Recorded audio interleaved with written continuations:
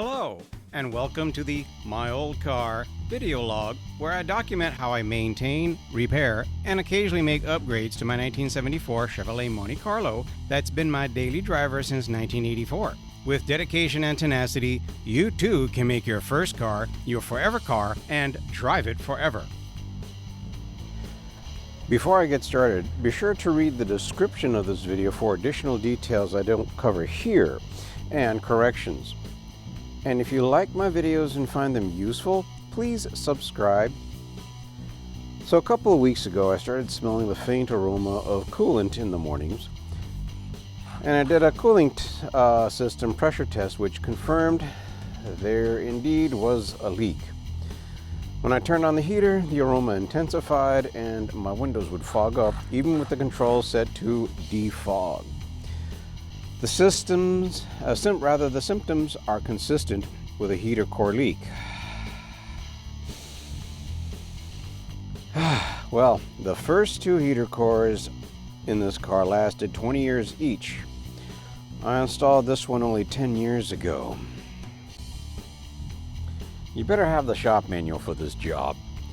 Shop manual states, I'll let you know, all of the crap you gotta get rid of or take out or remove in order to access the heater box, and then pull out the heater core. And wouldn't you know it, here in California, well, actually in the world, today is the first day of winter.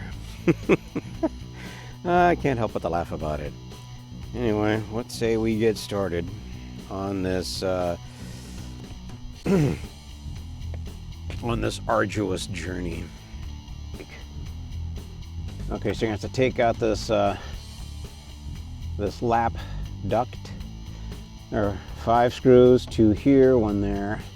Once you get those undone, this clips down, slips out. Yeah, you're just getting started. You have to take this one out now. Now, to take out this duct, there are hands full of screws near the front, and there's one back here. This one back here it will be the one that you're like, dang it, why won't this come out? And also there's a clip right here. This needs to be undone. On my particular duct, yeah, that part broke, but still there's a clip right here. So you push this in to loosen, or to unlatch that clip. You get that last thing out, and then, lo and behold, this thing can come out with, as long as you're careful and cautious, etc., etc., this thing will be fine. There we go.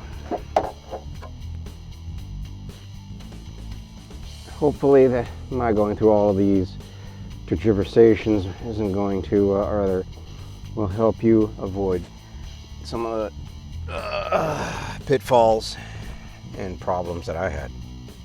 I'm sure I said this earlier in the video, but I really dread doing a heater core job. I think I almost preferred to do a, R&R an engine than the heater core. Anyway,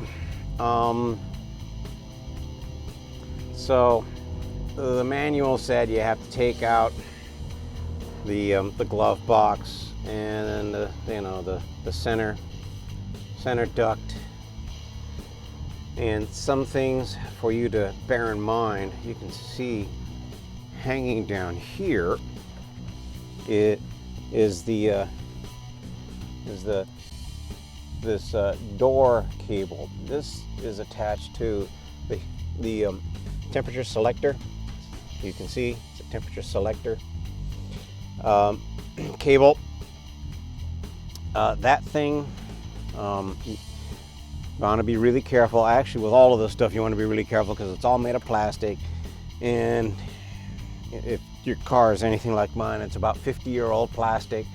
So yeah, everything's brittle and just dying to break, if you know what I mean. Oh, this is interesting. Did this light just finally give out? Let me see. I guess it, no, I didn't. Okay, but alrighty. Anyway, now I'm taking out the center duct right there. I had to take out the ashtray, which is sitting right there. The book doesn't say to take out the ashtray. I don't know how you would take out that center duct without taking out the ashtray. Nevertheless, take that out, and there are these little straps here and there, for instance, attached to the center duct, and this lower duct, lap duct, is this strap. You know, make sure you take that out. That cable right there, you know, it's attached. One part of it is attached to the heater box. The other part is attached to the center duct. So just be mindful of all of this stuff. Now, next thing, right now what I'm doing is I'm draining the cooling system. I'm not doing this in the order that the book says. The book says to first drain the cooling system and then disconnect the heater lines and all of that. And I'm like, well, you know what? I think I'm gonna go and do this dreadful stuff first. So I went ahead and now I'm doing this, and now I'm gonna go on to with the, you know, disconnecting the heater hoses, and then see about unbolting the box from the firewall, and then, you know, get this core out. All right, now as you can see, I got it all apart. Just want to point out that the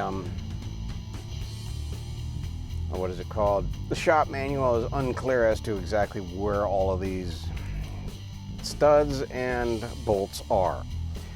Okay, there are 4 that protrude through the firewall, and there's one on this side. There's a bolt on this side on the bottom right hand corner of the heater box.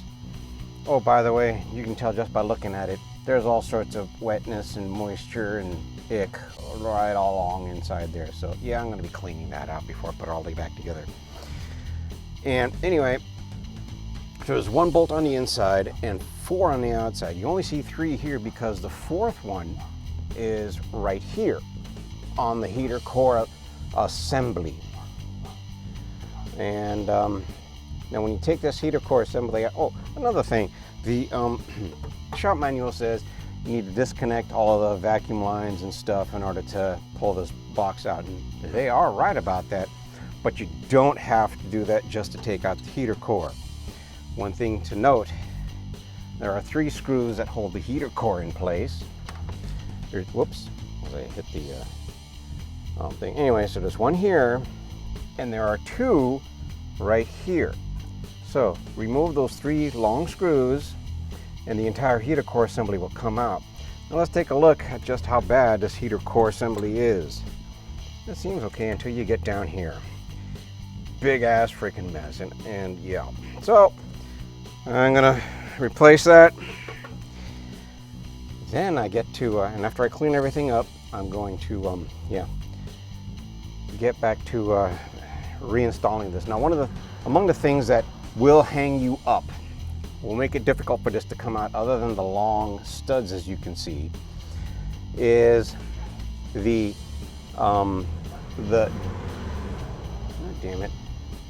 defog duct. And fortunately, it's flexible. Yeah, knock on wood, right? Fortunately, it's flexible, but that thing will hang up on the various appendages on this heater box. It'll hang up on those vacuum dash pots or servos. It'll hang up on the front part. You can't really see it. You can't see it at all. But anyway, so yeah, it'll hang up on this damn heater box. So let's continue with this ordeal. All right, so here goes what I spent the last 3 hours doing is to get this thing out. This is the actual, this is the bread and butter part. A word of caution with regards to this this housing. It's made, I mean, it's a cast piece. I don't know if it's pot metal, but it's made of some sort of cast metal. This is not a formed steel, this is some sort of cast metal. So, with that said, be very gentle with it. Again, all of these parts are made out of unobtainium.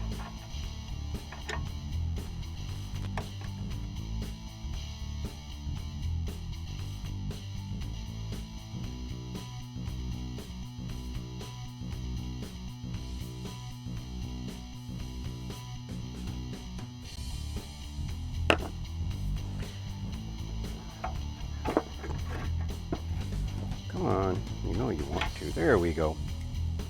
And here we are with the bad leaky core. Goodness. Anyway, so that's how you remove the core from the assembly. Now I'm going to see about cleaning this up. I'll be back. Now let's compare the replacement to the old one. Make sure that they're the same. They seem to look the same.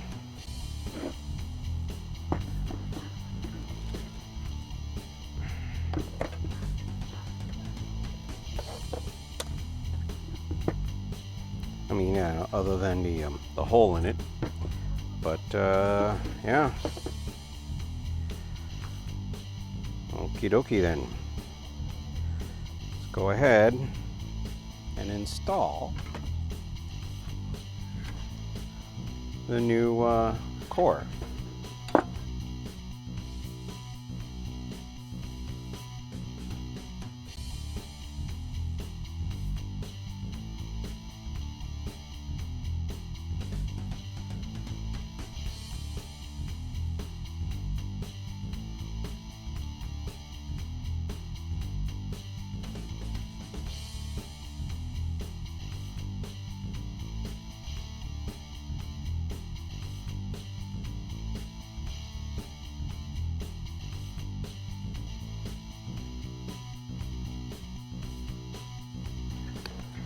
You want to make sure you support this side here.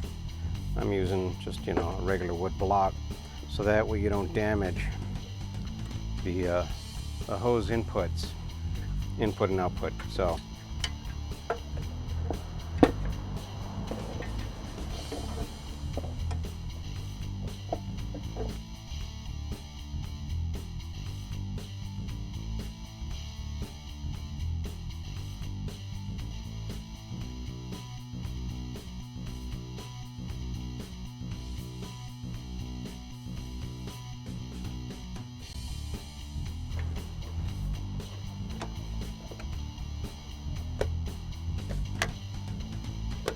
bitchin'. All right, let's see about getting this assembly installed back into the box. Now there's a slit up here on the top of the box where this, I don't know what you want to call it, actuator for the door goes. So it kind of helps to make things a little easier.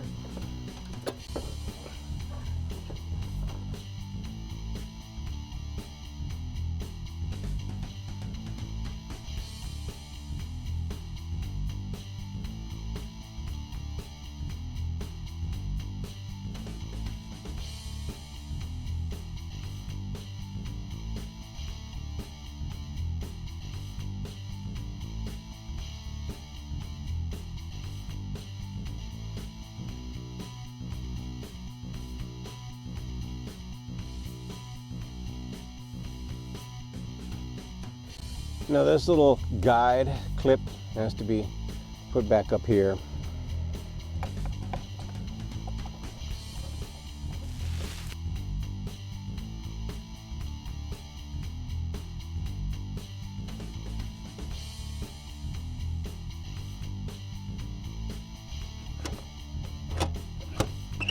Bitchin'. All right. I don't think you really want to watch me try and finesse this back in here, because I'm not really sure how I'm going to do it myself. So anyway, let's see how this is going to work out. All right, so about 2 hours of futzing around and finessing and jockeying and checking, double checking, etc., etc. Finally got this thing back in. Yeah, you heard that right. Big sigh. Anyway, the biggest difficulty that I had was getting this side, or I should say the driver's side part of the heater box assembly underneath the defroster ducts. So once I got it underneath there, then I had to get it, maneuver it so that way the heater lines, or the inlet outlet ports would go through fit through the firewall. Oh man. Yeah, so without breaking any of the 50-year-old plastic. So, and after I did that, I wanted to see how hard it would be to get this back in, and it took a little finessing, but nowhere near as much as it did the heater box. So once again, whoops, as I kick the tripod, the heater box is back in. So I'm going to do next is I'm going to hook up the heater lines, and then I'm going to pressure test the system to make sure that everything is copacetic before I put the coolant back in. So here we are, 4 hours into day 2 of this odyssey, if you want to call it that. Everything's finally all together, and I am very happy that there are no leaks, and all the controls are still working, and so yeah, it was pretty much successful. And thanks for going on this journey with me. One final tip: when you get ready to take out take off the glove compartment door, as well as take out the glove compartment itself, and of course, the lap, what do they call that? The lap duct. What'll likely happen is that the air duct for that vent right there may fall out. Even if it doesn't, you might want to take that out, because that'll give you just that much more space underneath. In any case, make sure you put that duct back on, install it correctly, before you put in your glove box. There you go. If you enjoyed the video and found it useful, please be sure to click the like button. Now, if you'll excuse me, I think it's time for a drive.